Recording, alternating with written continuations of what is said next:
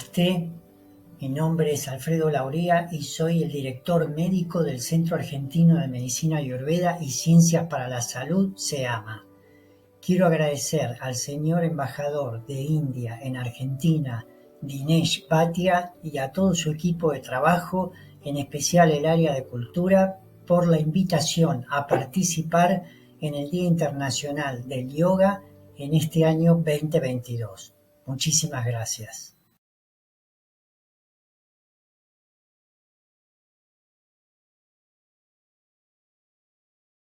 Muchas gracias a todos los presentes a esta charla.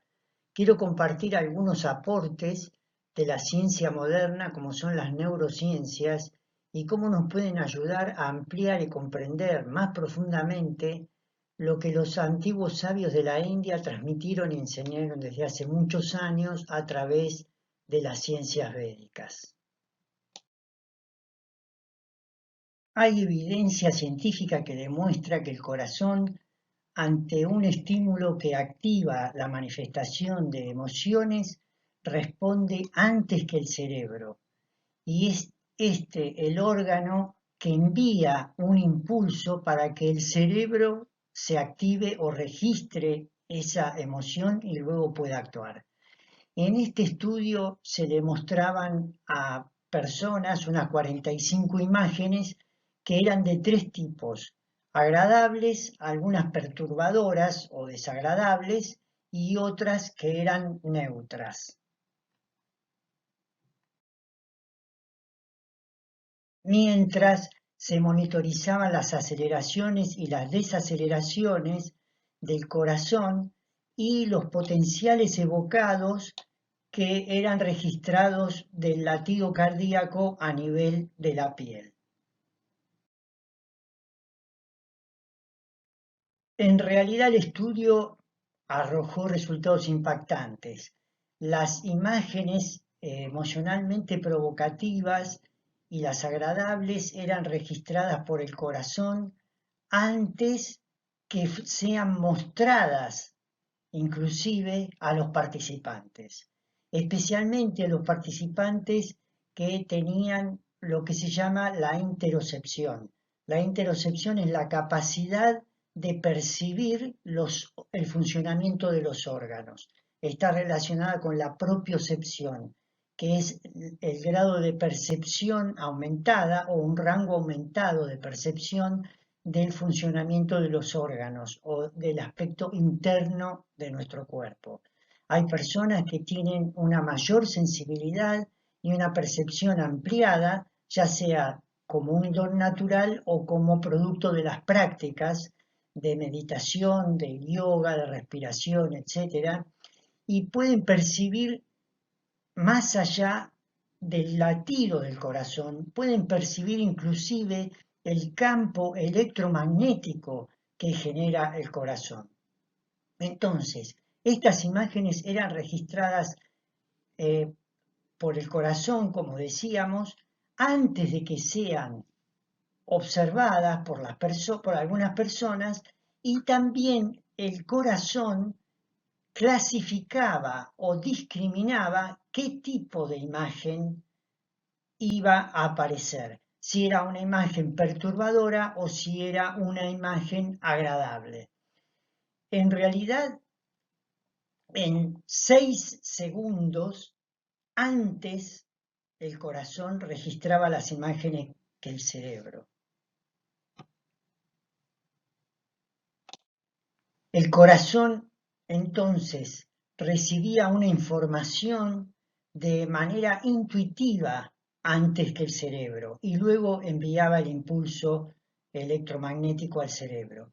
Aparentemente el corazón puede percibir ciertas cosas que el cerebro no tiene acceso, no puede acceder. Esta información es un campo que el corazón puede conectar de forma intuitiva, como si estuviera mirando hacia el futuro.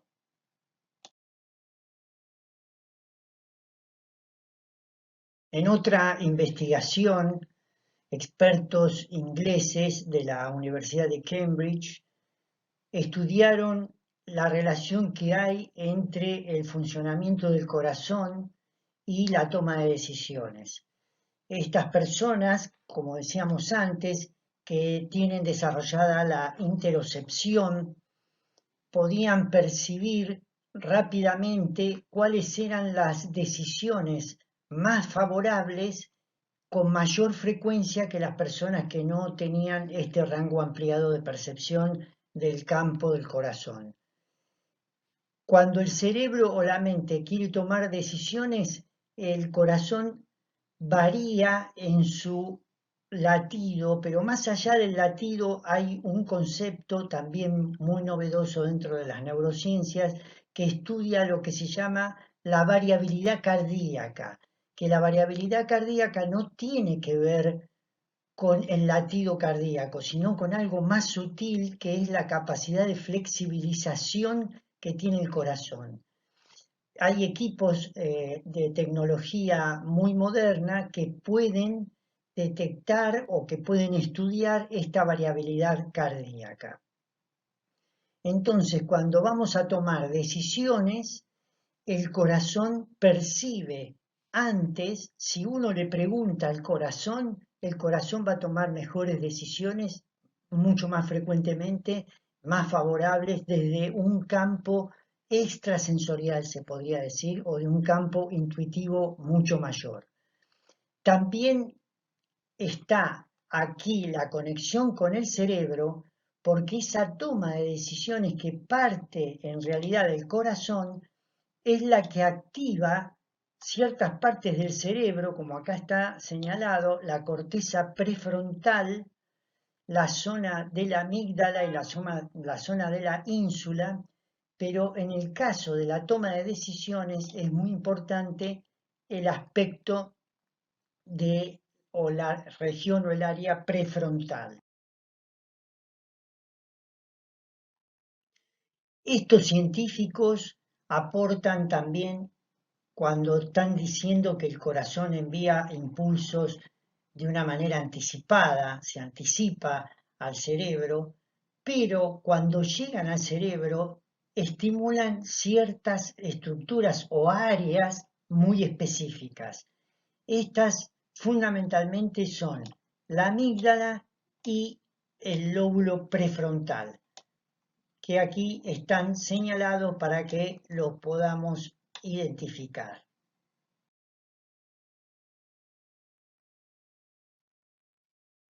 La amígdala es una estructura que está localizada y es parte, en realidad, del cerebro límbico, que estaría por esta zona, que es el cerebro de las emociones tradicionalmente estudiado en la neurofisiología y en la neurología. Tiene el tamaño de una almendra. Las neurociencias han aportado que hay funciones muy específicas que se localizan en la amígdala cerebral. Y estas son los trastornos de ansiedad o la ansiedad cuando es exagerada y se transforma en un trastorno de ansiedad generalizado, el miedo, los ataques de pánico que están siempre enmarcados dentro de un trastorno de ansiedad generalizado, el egocentrismo y el narcisismo, todo aquello que tiene que ver en el Ayurveda lo estudiamos, el egocentrismo lo estudiamos como el karta, que es aquel que se atribuye todas las obras como propias, como que desconoce que todo lo que nosotros hacemos proviene de la inteligencia superior, de la inteligencia perfecta. Y después de muchos estudios y correlacionar lo que iba aprendiendo del Vedanta, del conocimiento védico y aplicado a la Ayurveda, nosotros en el Ayurveda estudiamos el complejo mental y lo dividimos en dos aspectos. En un aspecto que se llama el instrumento interno de la mente y el instrumento externo de la mente. El instrumento interno de la mente a su vez está dividido en cuatro funciones que terminan siendo cuatro formas de pensamiento y una de ellas es manas, que sería la mente que está plegada o relacionada con toda la información que vienen trayendo los órganos de los sentidos. Por eso se la denomina la parte más externa del instrumento interno.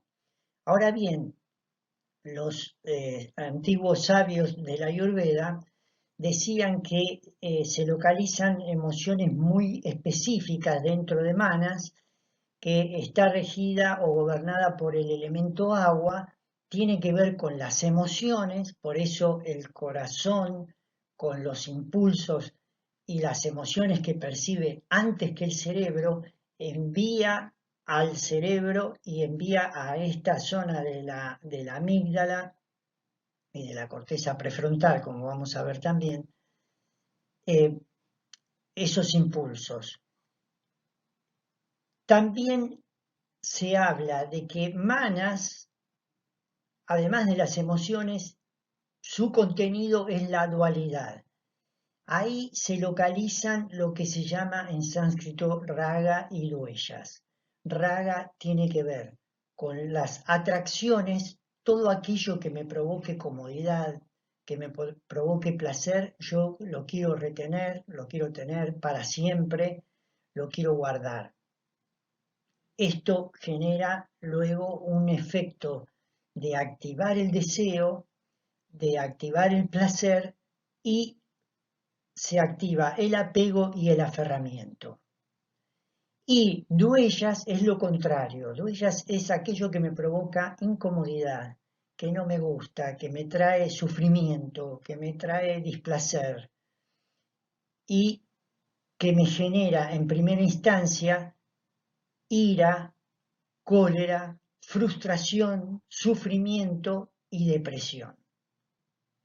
La conclusión a la cual yo llego es que en la amígdala están localizadas las atracciones y las aversiones. Pero siempre y cuando trabajemos de una manera integrada, intercomunicada con el corazón. Porque como vamos a ver más adelante, todas las funciones mentales que se describen en el Veda y que las toma el Ayurveda no están localizadas en el cerebro, sino que están localizadas en el corazón.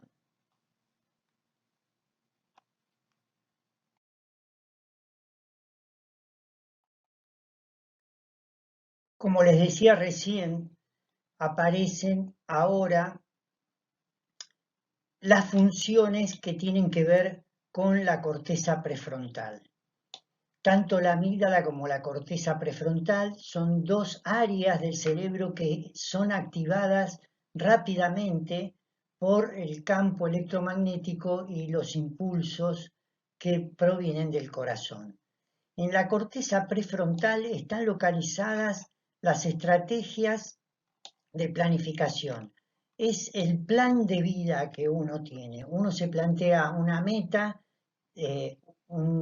y la corteza prefrontal es la que diseña o traza el camino y el orden que debemos llevar para llegar a esa meta. Son los proyectos y por supuesto que en cada uno de esos proyectos y en cada uno de esos pasos que uno va dando en ese orden para llegar a lograr la meta, está la toma de decisiones. Como sucede muy importante este tópico en la profesión médica y especialmente cuando estudié mi tercera o cuarta especialidad, que es la medicina familiar, nos enseñaban cómo debíamos tomar decisiones y la importancia de tomar las decisiones, en qué momento se toman las decisiones. Pero antes de tomar la decisión hay una estrategia de planificación. La estrategia en el caso de la medicina es el tomar la historia clínica de una manera completa, la historia biopatográfica, que es completa la vida de la salud y de la enfermedad del paciente para llegar a los diagnósticos presuntivos y luego al diagnóstico definitivo. Ahí se toman las decisiones de acuerdo a la planificación y al acopio de información que se hizo previamente. Y otro tópico muy importante tiene que ver con la regulación del comportamiento. La corteza prefrontal es la que termina reaccionando ante los impulsos que vienen previos, que han sido percibidos previamente y generados previamente por el corazón, y esos impulsos y ese campo electromagnético que funcionan de una manera sinérgica, simultánea y totalmente integrada. Ahora bien, en el año 91, investigadores franceses hacen un descubrimiento que quedó en un primer momento como archivado, como si no se hubiese desarrollado a lo largo del tiempo y luego se retoma como mínimo 10 o 15 años después. Se descubren un grupo especializado de células nerviosas en el corazón. Esto es una fotografía tridimensional del corazón que están discriminadas aquí con los colores, el cerebro del corazón, y lo llamaron las neuritas o las neuronitas sensoriales. Esto representa la evidencia científica de que hay una conexión entre el corazón y el cerebro y que es mucho más importante el flujo de información que el corazón envía al cerebro que a la inversa, que lo que el cerebro influye sobre el corazón. Es más, al principio decíamos, el cerebro típicamente está contenido, formado y estructurado sobre las células nerviosas, tiene neuronas, y el corazón tiene músculo cardíaco. El miocardio es un tipo de músculo especializado y diferenciado que no tiene que ver ni con el músculo liso ni con el músculo estriado, o sea, con el músculo voluntario o con el músculo involuntario. Es un tipo de músculo especial y único que tiene que ver con el corazón, para aportar justamente las funciones que tiene el corazón. Ahora bien, después de este descubrimiento que tiene que ver con las neuritas sensoriales o las neuritas del corazón, se empezó a estudiar de una manera más profunda o de una manera más cuantitativa y se llega a la conclusión de que hay un 67% de células nerviosas en el corazón, o sea que el 67% de las células del corazón son neuronas y no solamente miocardio.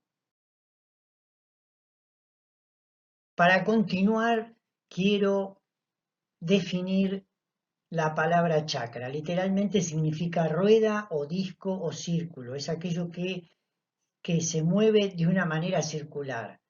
Son condensaciones de información en un nivel electromagnético que procesan información y emiten información y regulan funciones que tienen que ver con el sistema inmunológico, con el sistema endocrino, con el sistema nervioso, con los aspectos mentales, emocionales y por supuesto que también espirituales. Son un puente de comunicación entre diferentes aspectos del ser humano y están muy influenciados por el flujo energético de la matriz extracelular. Vamos a profundizar ahora en el estudio del cuarto chakra, llamado en sánscrito Anahata, y que tiene varias definiciones, como podemos ver aquí, y como sucede siempre con todo lo relacionado con el sánscrito, tiene múltiples significados de acuerdo al contexto en el que uno esté desarrollando la idea. Pero me quiero referir fundamentalmente a esta definición que dice sonido no emitido. El Akash o espacio, que es el primero de los 5 elementos en el mundo o en el universo de lo manifestado, tiene como cualidad sensorial al sonido. y el sonido densificado o condensado, nos enseñan los antiguos sabios de la India, que es el que genera la materia y todo lo que tiene que ver con las formas, los nombres y las funciones en el universo de lo que es perceptible por los órganos de los sentidos. En la antigüedad, los Vedas nos enseñan que el sonido Om o el mantra Om está sonando y está vibrando todo el tiempo en el macrocosmos y por lo tanto también en el microcosmos del complejo cuerpo, mente, sentidos.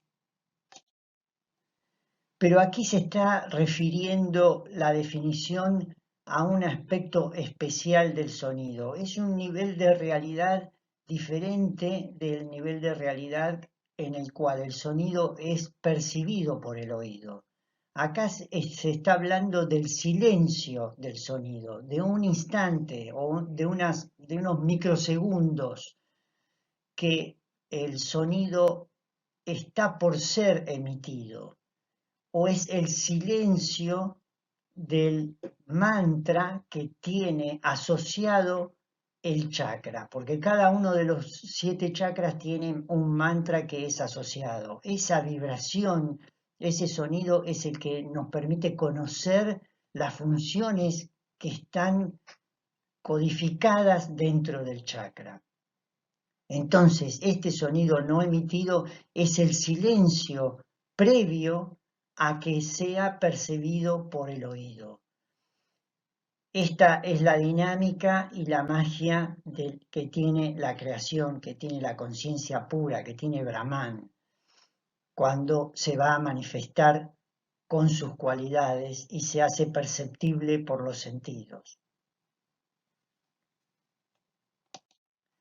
Esta es una herramienta sumamente importante que nos están aportando los antiguos rishis de la India, porque los retiros de silencio, la práctica del silencio es una práctica que expande el espacio, que expande el Akash.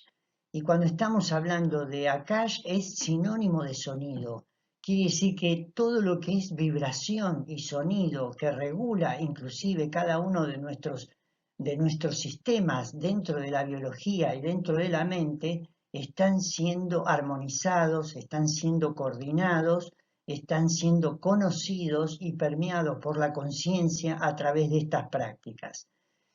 Ese silencio también es el que está en la pausa, en esos microsegundos también de pausa, cuando uno está repitiendo el mantra que corresponde al chakra. La posición que tiene el cuarto chakra es realmente de privilegio y es especial, porque está en el medio de los 3 inferiores y de los 3 superiores. Quiere decir que hay un flujo de información que entra y sale todo el tiempo y va en realidad en todas las direcciones. Y este es el gran centro de procesamiento de toda la información que viene, tanto de la parte superior como es el cerebro, de la zona de la laringe, del tórax, y va hacia la parte abdominal, bueno, pelviana y órganos genitales y miembros inferiores. Les quiero contar que las neurociencias también han desarrollado y están desarrollando mucho el conocimiento de lo que es la conexión cerebro-corazón-intestino. Y el nervio vago es el nervio que representa o que conecta tanto el cerebro como el corazón como el intestino. El nervio vago es el 75% de las fibras del sistema parasimpático. Recuerden que hay 2 sistemas autónomos, el simpático y el parasimpático, que son los que regulan las vísceras y conectan con las emociones y con los procesos mentales, y son opuestos en sus funciones. Trabajando sobre el nervio vago se trabaja sobre la coordinación y la integración entre el cerebro, el corazón y el intestino. Esto nos enseñan las ciencias modernas. Pero en el conocimiento anatómico y fisiológico védico ya estaba descrito desde hace mucho tiempo y tiene que ver fundamentalmente con estos dos chakras superiores, Ajna y Vishuddha, que representarían todo lo que es el contenido de la parte cerebral, por supuesto Anahata, que está relacionado con el corazón, y fundamentalmente Manipura, que está relacionado con todo el proceso del aparato digestivo. Por eso aquí tenemos esta gran conexión que es cerebro, corazón e intestino.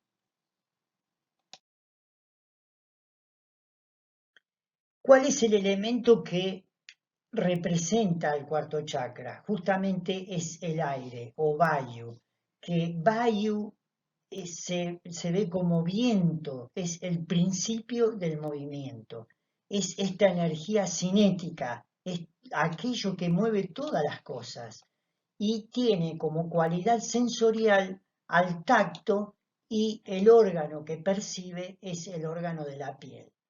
Recuerden que en el primer estudio de investigación que mencionamos, se le mostraban las imágenes, esas 45 imágenes a los participantes, y se monitorizaba los potenciales evocados o las diferencias de potencial evocado en la piel del latido cardíaco. Fíjense qué coincidencia que estos antiguos sabios de la India habían hablado de que los órganos que representan al chakra cardíaco son el corazón y la piel.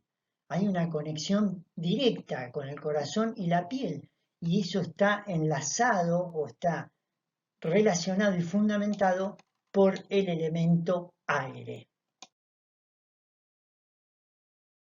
¿Y cuáles son las funciones que se desprenden de las cualidades del aire?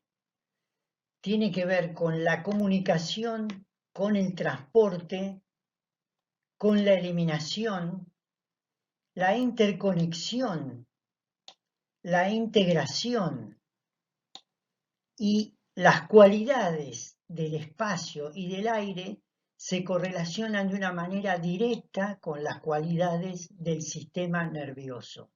Tanto el aspecto sensorial como el sistema nervioso central, el sistema nervioso autónomo y el sistema nervioso periférico están gobernados por el principio del aire y también el principio del espacio. Pero Anahata también tiene que ver con la toma de decisiones. Fíjense que este es un hallazgo que hago a través de los estudios que provienen del yoga y de la ayurveda y que coinciden con las investigaciones de las neurociencias, de las más actuales. Pero fíjense lo que aporta el Veda, siempre tiene algo que le da una vueltita de tuerca en el sentido de la profundidad a la medicina occidental o a las ciencias occidentales. Son la toma de decisiones, pero que están más allá del determinismo del karma. Los tres chakras inferiores están mucho más regulados y reglados o influenciados por los efectos del karma, por los efectos de acciones que fueron tomadas en el pasado, fueron acumuladas en estos, fundamentalmente en los chakras, en el primer chakra, y que se expresan a partir del segundo chakra y del tercer chakra, pero cuando subimos o damos ese salto cuántico en la conciencia y vamos desarrollando y dándonos cuenta cuál es nuestra verdadera esencia, tomamos conciencia de la toma de decisiones que hacemos todo el tiempo cada vez que vamos a hacer una acción, a tener una acción, a tener un pensamiento, a tener una emoción. Y esto es lo que puede neutralizar los efectos del karma a través de trabajos específicos que activan el campo electromagnético del corazón y activan la coherencia cardiocerebral. Entonces, la conciencia de Anahata impacta directamente sobre el sistema nervioso, el sistema endocrino, el sistema inmune y sobre el complejo mente y espíritu. Fíjense qué interesante cómo la coherencia cardiocerebral, o sea, la armonización y la sinergia en la comunicación entre el corazón y el cerebro, es capaz de disparar más de 1.300 reacciones bioquímicas positivas hacia el cuerpo físico y hacia la mente. Esto se refleja en una mayor respuesta inmune y en la liberación de hormonas, enzimas, neurotransmisores y una química muy compleja que ayuda a frenar la destrucción celular, la renovación celular, el envejecimiento celular y de alguna manera estimula la longevidad. Es uno de los mecanismos antiestrés de los más efectivos y está demostrado científicamente que puede aumentar la tolerancia al cortisol o disminuir directamente los niveles en el cuerpo. El cortisol es la hormona que aumenta y que impacta directamente sobre los órganos cuando hay estrés, o mejor dicho, cuando hay distrés. La hormona opuesta al cortisol, o una de las opuestas al cortisol, es la oxitocina, que también está siendo muy estudiada en estos últimos años y se la conoce especialmente como una hormona que estimula las contracciones uterinas que trabajan sobre el cuello uterino en el momento del parto para facilitar el nacimiento del bebé. Y también tiene una participación relevante en la lactancia. Pero estas últimas investigaciones hablan de que la oxitocina es verdaderamente una hormona que está relacionada con el altruismo, con la compasión, con la empatía y hasta algunos investigadores están proponiendo que sería la hormona de la fidelidad. Oxitocina viene del griego y quiere decir parto veloz, por los primeros descubrimientos de la hormona importantes en la acción sobre la mujer.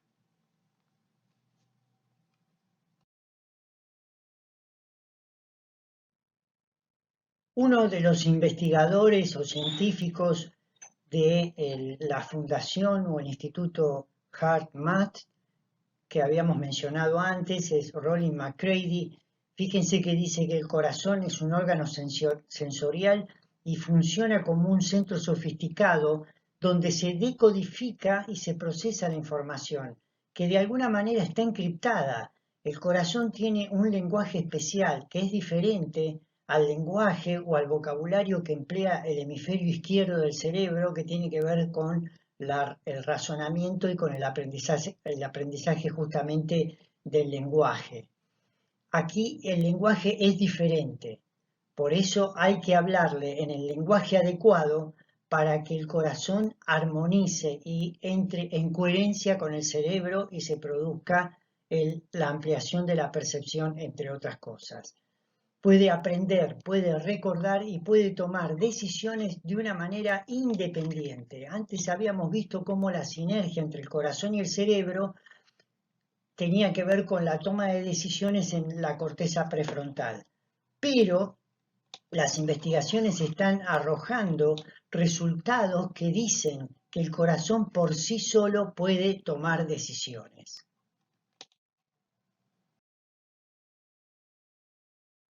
Y fíjense cómo este grupo de investigadores neurocientíficos fueron estudiando las cualidades o qué tipos de emociones surgen de este cerebro dentro del corazón o neuritas sensoriales. Y ahí aparecen el amor, aparece la ternura, aparece el cariño, la inhibición del estrés. En realidad, al disminuir el ruido y la actividad del cerebro, desconectar un poco, silenciar el ruido de los pensamientos y de la lógica del hemisferio izquierdo, aparece la posibilidad de que el mensaje que decodifica o es capaz de decodificar el corazón se pueda revelar. Y de alguna manera esto hace que esté conectado con una fuente de inteligencia o de sabiduría superior. Y esto se puede practicar, se puede cultivar, se puede desarrollar a través de las emociones positivas, a través de la meditación y aprendiendo a disminuir o apagar el ruido de la mente. En realidad, como vamos a ver después, el Veda ya había enunciado y había declarado que la localización del gen espiritual o de la conciencia pura en todos nosotros, en el individuo y en todo lo que tiene forma y nombre en el mundo manifestado, se aloja en el corazón.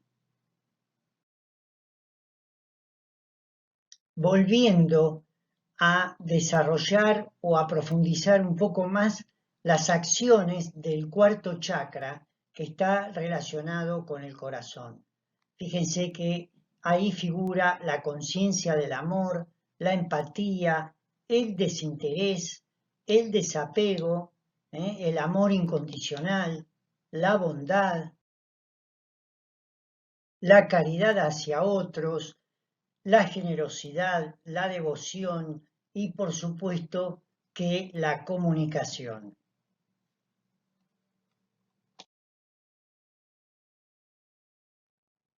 El proceso de aceptación está localizado también en este chakra, está localizado en este chakra. Y la aceptación primero es aceptar que estamos en un equipo cuerpo-mente limitados y que lo que nos habita, lo que nos da vida, lo que nos da sentido de vida, tiene que ver con esa chispa divina que es representante de la conciencia pura o de la conciencia individual que replica a la conciencia universal. Aceptar es aceptar las experiencias que vivimos como que provienen de la divinidad.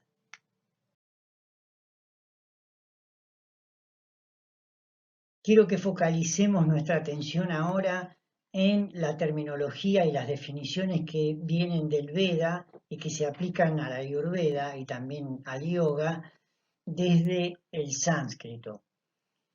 Cero dificultad o cero problema tenían los antiguos sabios de la India para poder definir y denominar esta situación o este conflicto que se fue generando entre el cerebro y el corazón a lo largo de muchísimos años en las ciencias modernas. Hay una palabra que encontramos en la terminología, en los libros, en los textos de los sagrados y en el conocimiento revelado del Veda, que es Hridaya. Hridaya tiene muchas acepciones, pero yo le puse las más importantes y las que nos convocan hoy aquí a todos nosotros. La primera es que tiene que ver con el corazón, es una de las definiciones del corazón. Todo lo que es cardiología dentro de la Ayurveda entra dentro del parámetro y de la esfera de Hridaya. Es también el Veda, también quiere decir Veda, o sea, conocimiento. Es el conocimiento de la verdad o de la divinidad, es el conocimiento de mi verdadera naturaleza, de mi verdadera esencia. Fíjense, esencia, y acá aparece mente. Quiere decir que La palabra Hridaya tanto quiere decir corazón como quiere decir mente. Por eso les decía que en el caso de los ragadvesas, de las atracciones y de las aversiones, si bien yo les decía que pueden estar localizadas en una parte específica o en un área específica del cerebro, pero si no hay conexión con el corazón, no funciona, eso no se ejecuta, no tiene vida. ¿Y dónde la vamos a ir a trabajar? Lo vamos a ir a trabajar al corazón y no lo vamos a ir a trabajar al cerebro. La idea es que cada vez que estimulamos la variabilidad cardíaca, la flexibilidad cardíaca y ampliamos el campo de decodificación del mensaje que puede traer el corazón, cada vez que emite un latido o un impulso al cerebro, el cerebro se va apagando, disminuye su actividad. Y esto está demostrado científicamente con monjes tibetanos que tienen muchísimas horas de meditación y entrando en meditación fueron estudiados con tecnologías muy avanzadas. Y la conclusión es esa, que el corazón cuando se activa y cuando entra en coherencia, silencia o apaga al cerebro. Hay unos 200 a 300 milisegundos en los cuales el corazón se anticipa a los impulsos y al conocimiento y la actividad antes que el cerebro. Y hay otro concepto que hablan los investigadores que se denomina parpadeo cerebral, que es el cerebro percibe todo nuestro mundo exterior a través de las grandes avenidas o rutas de los órganos de los sentidos. Pero cuando el corazón no entra en coherencia con el cerebro por 200 o 300 milisegundos deja de percibir literalmente lo que está sucediendo en el afuera y la información de los órganos de los sentidos se suspende. Quiere decir que el corazón cuando entra en coherencia y cuando se activa es una herramienta poderosa que nos conecta directamente con nuestra esencia.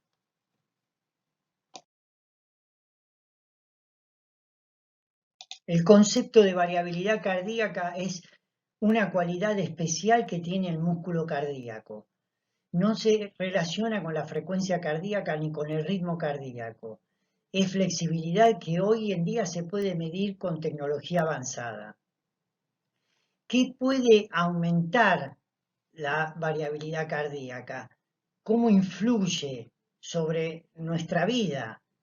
Aumenta la capacidad cognitiva, aumenta la memoria, aumenta nuestra riqueza verbal, aumenta la focalización de la atención, nuestra inteligencia, nuestra sabiduría emocional. ¿Y cómo se puede estimular la variabilidad cardíaca? Una de las prácticas más importantes es, como veíamos anteriormente, la meditación. Y dentro de las emociones, la alegría es la que más aumenta la variabilidad cardíaca. A mayor variabilidad cardíaca podemos desarrollar mayores talentos, mayor creatividad, mayor capacidad.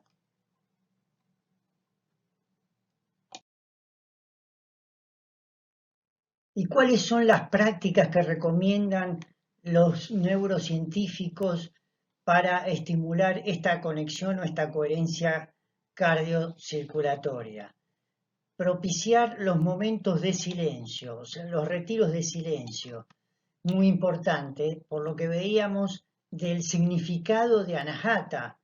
Recuerden, sonido no emitido. O sea que todo lo que tiene que ver con el silencio va a estimular a esta coherencia y a esta variabilidad cardíaca y la posibilidad de conectarnos con una fuente superior de conocimiento, de sabiduría, de paz, de calma, que es nuestra verdadera esencia. Periodos de soledad, la meditación, los ejercicios respiratorios, el trabajo en grupos, muy importante el compartir, estimulan todo lo que son las virtudes altruistas, la generosidad, el compartir, la empatía, tener una buena escucha también aumenta la conexión corazón-cerebro, vivir con sencillez y preguntarle al corazón, estar en contacto con el corazón, tocarnos el chakra cardíaco suavemente ayuda a llevar la conciencia hacia el corazón, a desplazar la conciencia del cerebro y bajar el ruido del cerebro y llevarlo hacia el corazón. Y por lo tanto, también el contacto con la naturaleza fortalece esta conexión.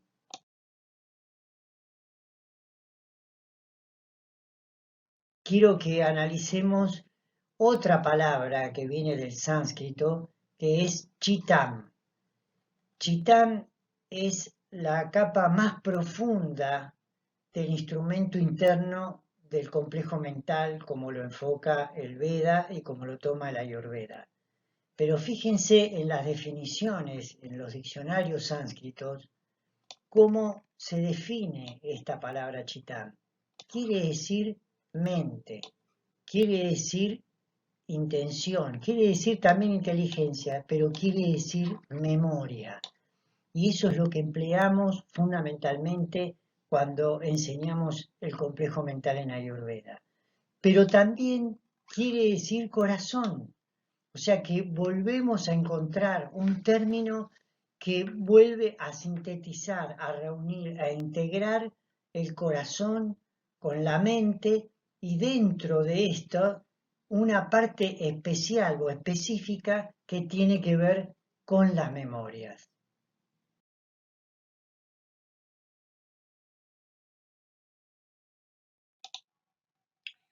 La capa más interna de la mente la estudiamos en el Ayurveda y se llama Chitam. Las funciones que tiene están relacionadas con las memorias en forma de semilla que están en el Akash o en ese espacio diminuto y a la vez grande que está en el loto del corazón. Son las latencias.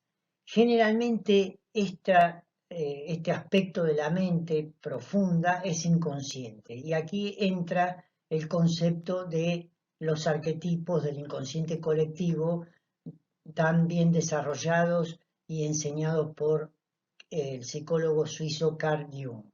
Los arquetipos son patrones o imágenes arcaicas universales y son la contraparte psíquica del instinto.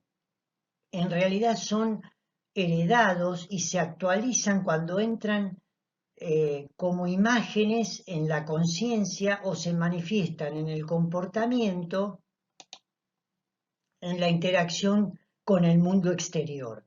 Las experiencias que vamos teniendo y las percepciones del mundo exterior en algún momento activan estas latencias y estos arquetipos se pueden manifestar o se pueden hacer más conscientes. Muchas veces no son conscientes, pero los terminamos actuando. O sea que permean o contaminan o impregnan nuestros comportamientos y nuestras conductas. Los arquetipos son elementos altamente desarrollados de este inconsciente colectivo y la existencia del arquetipo solo se puede deducir o se puede analizar de una manera indirecta porque ahí entra el lenguaje del corazón. El lenguaje del corazón está relacionado con el sánscrito. El lenguaje sánscrito es una lengua única que actúa a través del lenguaje simbólico. Y este es el verdadero lenguaje del chakra cardíaco y de la coherencia cardiocerebral que tanto venimos analizando y desarrollando. Son los relatos, los cuentos védicos, los relatos o los cuentos en estado de trance, los koan del budismo zen, el arte, la geometría sagrada, los mitos, lo que tiene que ver con la mitología, las divinidades con todos sus simbolismos y con una infinidad de conocimientos y de atributos que nos pueden transmitir. A través de la astrología védica, las religiones y los sueños. A través de los sueños podemos llegar a ir decodificando el mensaje que es exclusivo de este chakra y es exclusivo de la coherencia cardiocerebral. El mantra que activa al corazón y al anahata es Yam. Es una letra del Devanagari o del alfabeto sánscrito que es la Yakara. Todas las letras del alfabeto sánscrito son verdaderamente símbolos y la combinación de ellas en el lenguaje sánscrito termina siendo una herramienta muy poderosa que va a actuar en los diferentes niveles de realidad y va a activar distintos niveles de nuestra conciencia.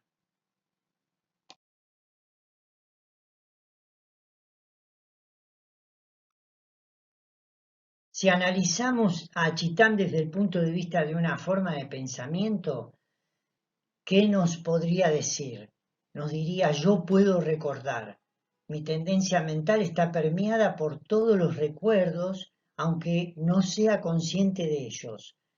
Tengo guardada la historia de la individualidad, de la trayectoria de mi ser, de mi conciencia a lo largo de las vidas pasadas y hasta contengo la historia del universo.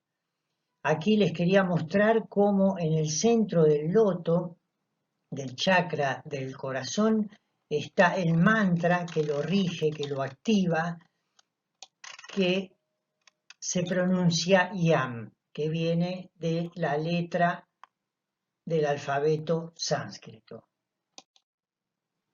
Y les quiero contar también que a través de los arquetipos del inconsciente y de este aspecto de la mente que tiene que ver con los sueños y con las memorias, las últimas investigaciones que se hicieron de neurocientíficos que son muy interesantes en pacientes que fueron trasplantados del corazón, terminaron adquiriendo hábitos o patrones de conducta que nunca antes de la operación los habían tenido.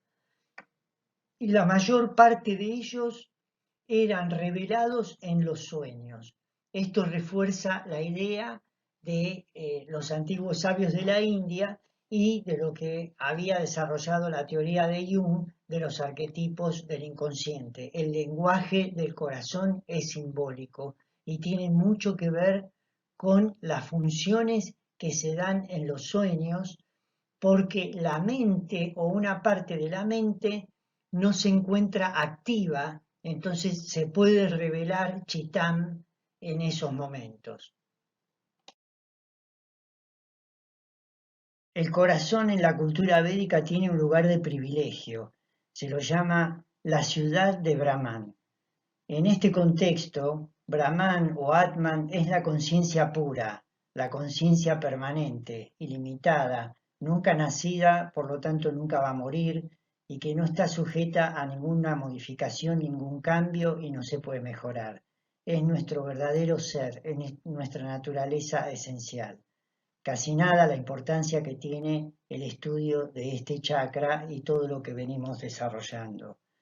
Y aunque esté sacada del contexto, quiero citar en la sección 2 de la Mundaka Upanishad, en el mantra 6, donde dice que este Atman es omnisciente en general y en particular, esta gloria en el universo pertenece a este Atman. Y este Atma está instalado indudablemente en el espacio dentro de la efulgente ciudad de Brahman. Efulgente en el contexto védico quiere decir que tiene luz propia, que brilla por luz propia. Y estudiamos en el Ayurveda que el fuego que representa a la conciencia pura alojada en el interior del corazón es un fuego que no emite humo, que no tiene ningún tipo de residuo. Hoy el muchas gracias se viste de Namaste. Nada más apropiado para despedirme de todos ustedes que el saludo Namaste. Como siempre, en el idioma sánscrito, cada palabra tiene muchas definiciones, pero hoy elijo esta. Es el mutuo reconocimiento de la unidad con el todo y de la esencia espiritual que nos une con el otro y con el universo. Es mi anhelo que todos los que vean este video sean bendecidos con la luz efulgente del ser que habita en el interior del corazón de cada uno de nosotros y se expanda infinitamente en la forma de compasión, paz y felicidad permanentes.